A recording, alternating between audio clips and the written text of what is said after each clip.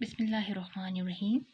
I welcome you all in AppSex Online Sport and Assignments tutorial for round 2, week 4. I am Zubia Razak from APS Chaktamni. The grade is 9 and subject is biology. Recipes chapter number 9, transport and resource. Textbook pages are 173 to 176 and 181 to 184. Task 1, that is about transport in plants. Water is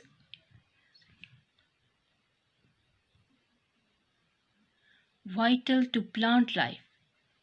It is essential not just for photosynthesis and turgor, but much of the cellular activities occur in the presence of water molecules.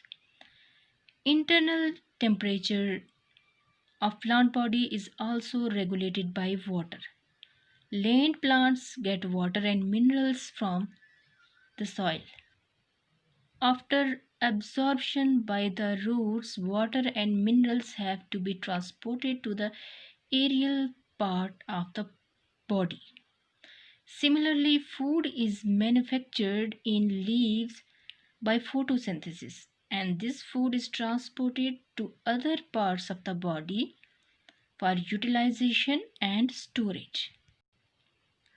All land plants except for the mosses and liverworts have developed complex vascular tissues which are xylem and phloem that move water from the soil and food from the leaves throughout plant body. Xylem tissue is responsible for the transport of water and dissolved substances from roots to aerial parts. It consists of vessel elements and tracheids.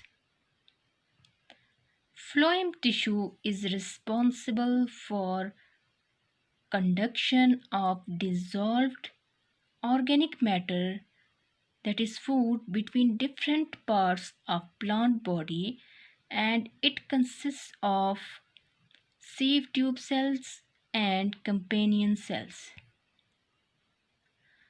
Water always moves from an area of high water potential to the area of lower water potential. The relationship between the concentration of solute and water potential is inverse.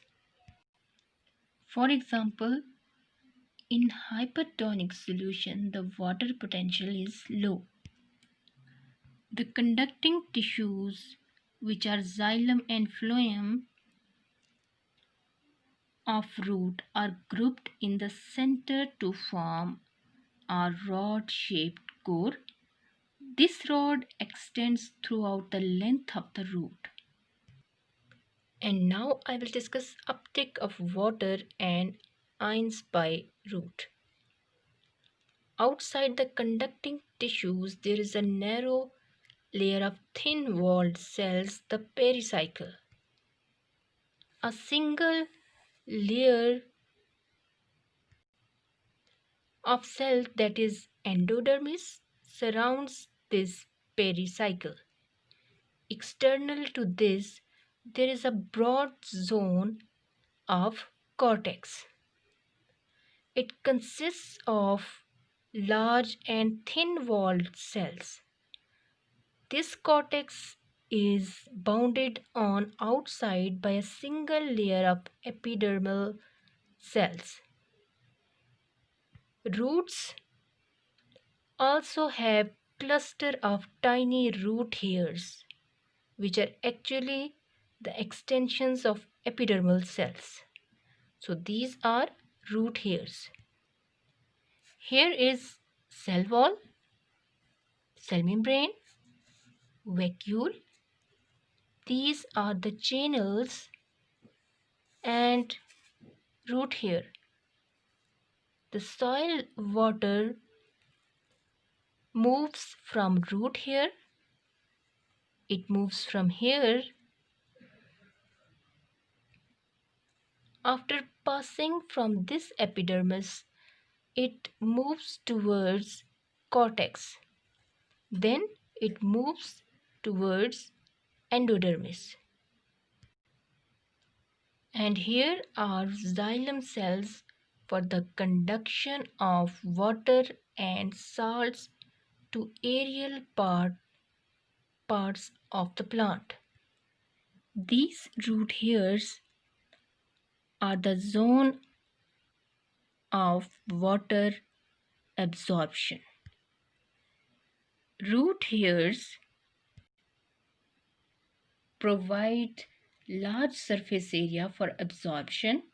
They grow out into the spaces between soil particles where they are in direct contact with the water. The cytoplasm of root hairs has higher concentration of salts than soil water. So water moves by osmosis into these root hairs. Salts also enter root hairs by diffusion or active transport. After their entry into root hairs, water and salts travel through intercellular spaces or through cells, through channels called plasmodesmata, and reach xylem tissue. Once in xylem, water and salts are carried to all aerial parts of the plant. So that was all about water ion uptake. I will discuss about transpiration in my next video lesson. Thank you and have a nice day.